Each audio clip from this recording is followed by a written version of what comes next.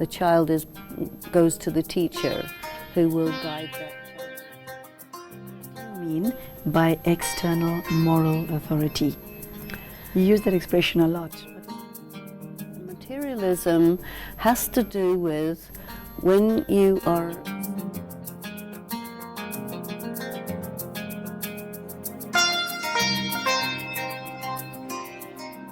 Hello, it's great to have all of you back for the course in Values and Spirituality. Today we will be taking up the subject of Declaration of Human Values.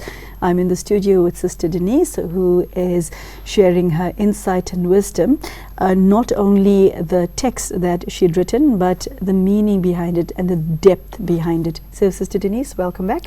Thank you. You start off by saying the International Society for Human Values in Geneva states in its Declaration of Human Values, common survival in harmony and peace is the highest human value that should be observed.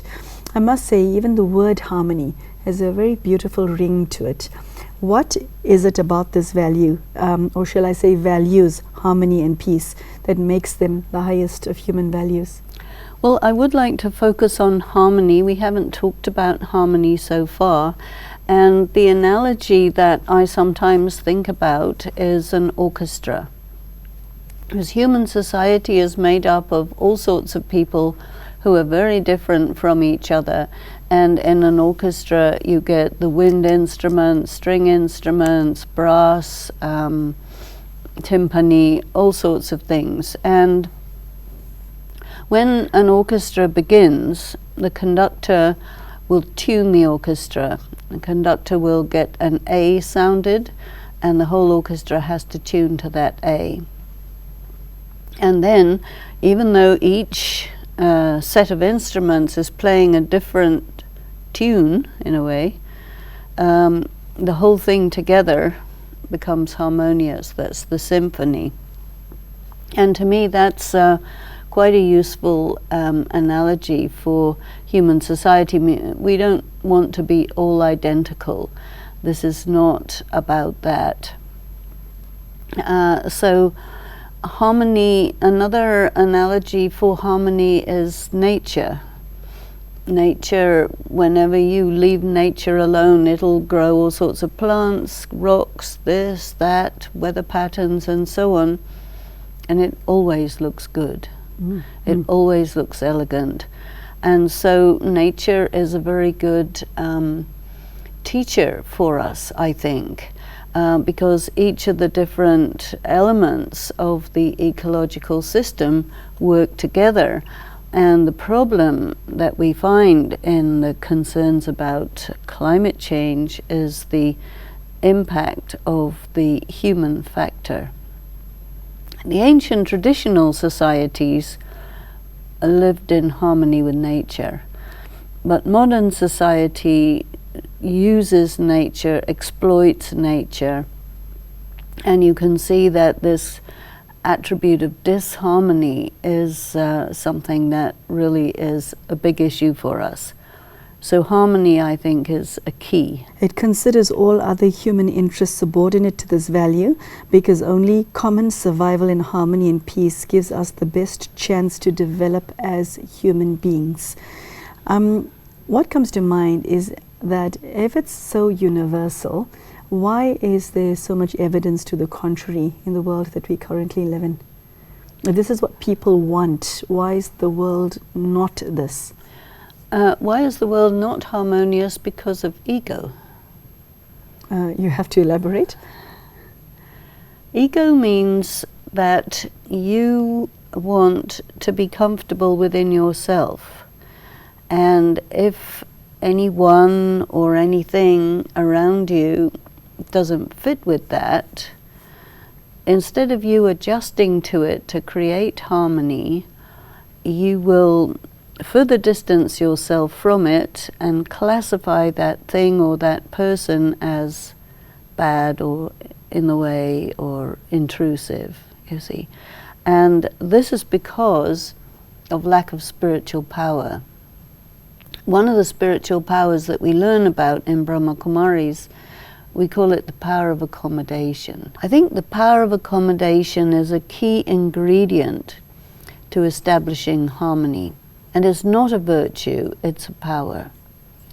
And why it's called a power is because it really requires a lot of personal power and decision to go and harmonize yourself with someone who isn't naturally in harmony with you.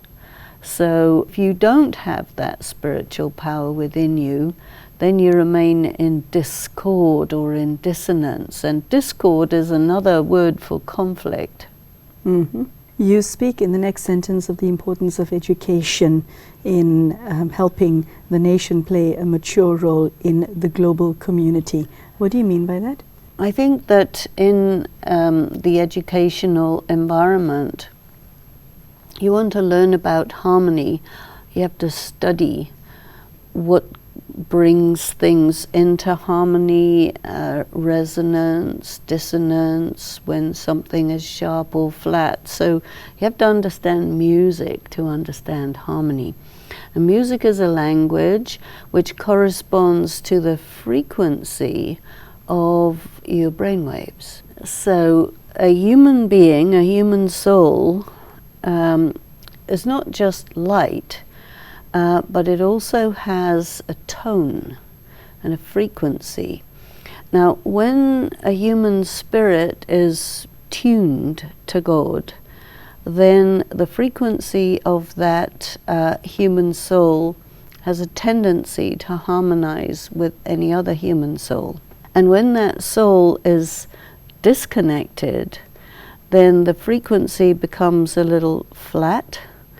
And then instead of being in harmony with other souls, the tendency is to be in dissonance or discord. And this is why we experience difficulty, conflict, difference of opinion, and so on with other people.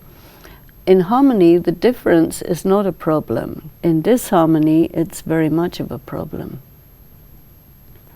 So we have to really try to be sensitive to that original note. I think each and every soul has their own particular note, their own particular frequency.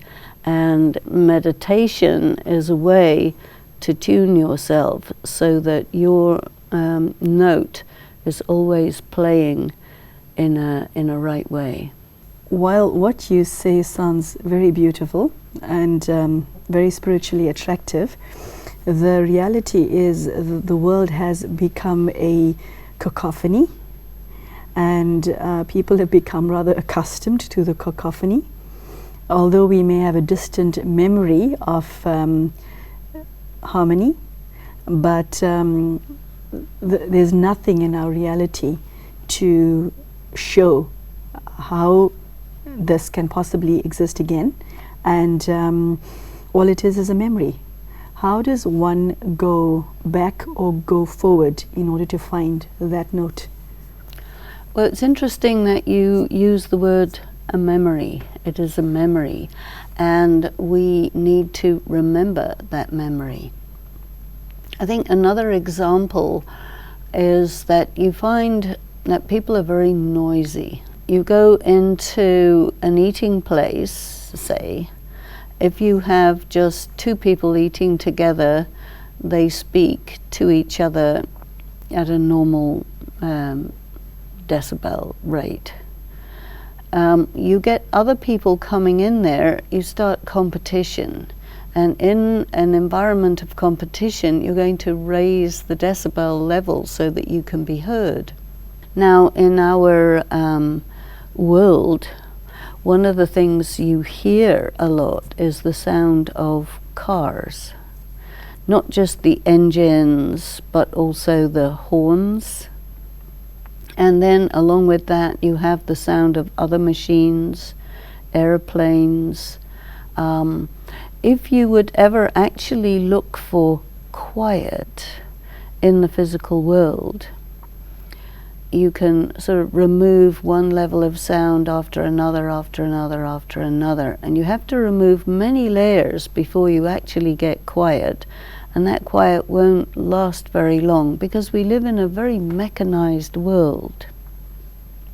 When you are in a place, say totally in the countryside where there's very little going on, there you start to hear the buzzing of insects and the sound of birds, or the sound of water flowing, or the sound of a breeze passing by.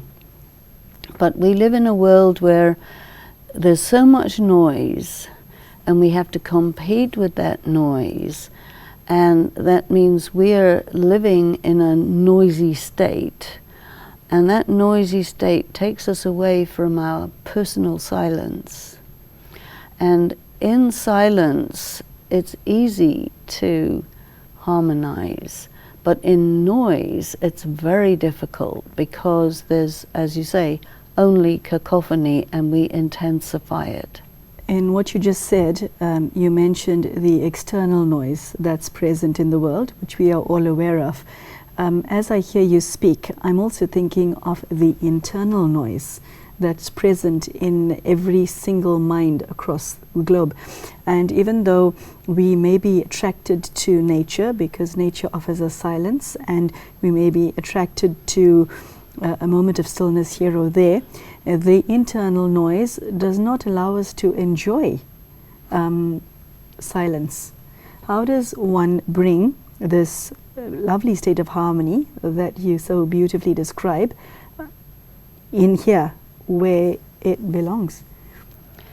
There are many methods. Meditation is one method, and seeking out a state of quiet is another method.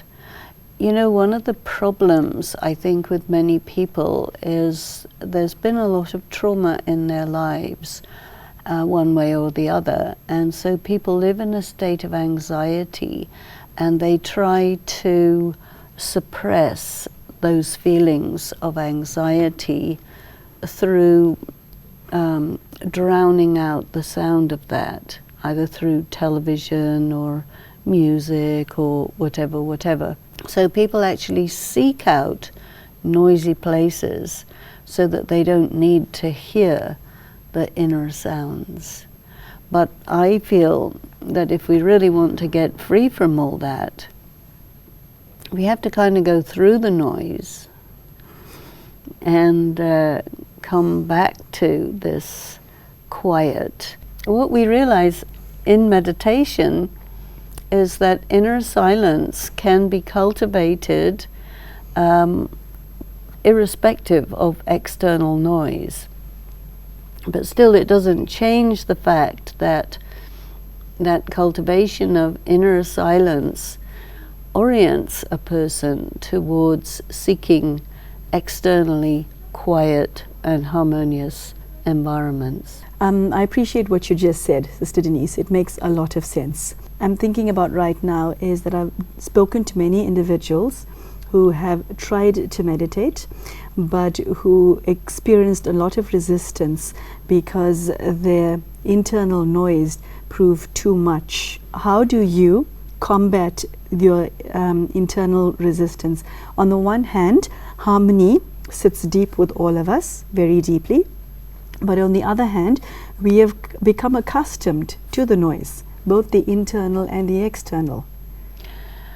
And that's why you only really notice it when you start meditating and you realize that you don't have the power to quieten the inner noise. So you need power to quieten the inner noise. Well, you need power, but you also need knowledge. Okay, take us through that. The act of quietening the internal noise is an act of thought. And the act of thought involved here is the thought that says to those thoughts, inner noises thoughts, right? Be quiet. You are not relevant. And you see, because the mind picks up those anxiety-produced thoughts, and then that starts running in the mind. So in your intellect, you bring in another thought, and you give the mind thoughts that create quietude and erase the other thoughts. And so you are actually using thought to change the environment, the thought environment, the mental environment. And with a powerful thought, you're able to cause weak thoughts to subside. Thoughts are like little bubbles coming up, you see. And when you cause them to subside, then you create a mental stillness using thoughts that have a deeper meaning, that draw the attention of the mind, which then doesn't bother to play with those little bubbles, because it's all about bringing the mind and the intellect to work together so that the mind isn't distracted by these other things. And that takes an enormous amount of personal work and dedication. What I'm thinking about is that there is, on the one hand, the determination on the part of a sincere effort maker, for want of a better word, to find their internal harmony, and on the other hand, this person is experiencing a lot of resistance. Could you tell me, how does one know whether you're heading in the right direction, and how does suppression fit into this picture? What I think we need to also remember is when we're talking about education in values, we're also talking about education in spirituality. Aspect of spirituality means the accumulation of the power to direct the mind where you want it to go, and not where other things are pulling it, you see. That's powerful. That's It very is powerful. Now, suppression means that you're suppressing the mind and trying to use force to stop it from doing its work. And that is a form of violence against the mind. And there will be, if you apply force or violence, it'll erupt somewhere else. So that won't work. Rather than suppression, you have to use guidance. Guiding the mind and feeding the mind with material that is of interest to the mind, so that the mind will go for the good food rather than the junk food. That is a very potent knowledge, Sister Denise, and not something that one commonly hears. As I hear you speak, what strikes me is that every other education one embarks on, whether it be at primary or secondary or tertiary level at school or at university, college, whatever, it teaches us how to do. And it suddenly struck me that all of this actually teaches one how to be. It is because we are learning what the mind is, what consciousness is, what being is. Other forms of education are operating in the material world, considering the human being to be a material object. And so it's never taking up the question of what a person is, what consciousness is, and it never considers that values lie within consciousness. That's, I can feel the resonance of that in the studio. Please expand. It's all about being aware of what you are and who you are, and then from that ground of being, going into action. Other forms of education don't begin on the ground of being. They just look at behavior. They look at the desire to get a person to be able to read, write, and count and get a job so that they can, reproduce and die, having had a perhaps rather meaningless life. Once you start looking at the human beings as primarily requiring meaning, Meaning is a very subtle thing, and your body doesn't require meaning, but your spirit does. So when you're looking at a human being as a physical object, then you see, okay, the society requires workers in order to perpetuate itself, but even that doesn't have meaning. Meaning really comes to life when you start to think of the individual and the community as collections of conscious entities. So this course is very fundamental, actually, and if you pay attention on yourself, on your community, on your children, on your people at work as being conscious entities that do well when there's meaning. And then you see meaningless drudgery work, which is so stressful for people, and it's only there so that somebody can get more money than they need. Doesn't have any meaning. And wherever a community is devoid of meaning and devoid of higher purpose, then the negative attributes start coming out, and then criminal behavior becomes justified. You end off this segment with the following words: survival in harmony and peace evokes a vision of a better world with core universal values. And the last bit, you speak about when these values live in the heart of teachers and are nurtured in students, a wholesome humanity and a viable future will naturally follow. I cannot think that there's a single human being in the world who doesn't want this.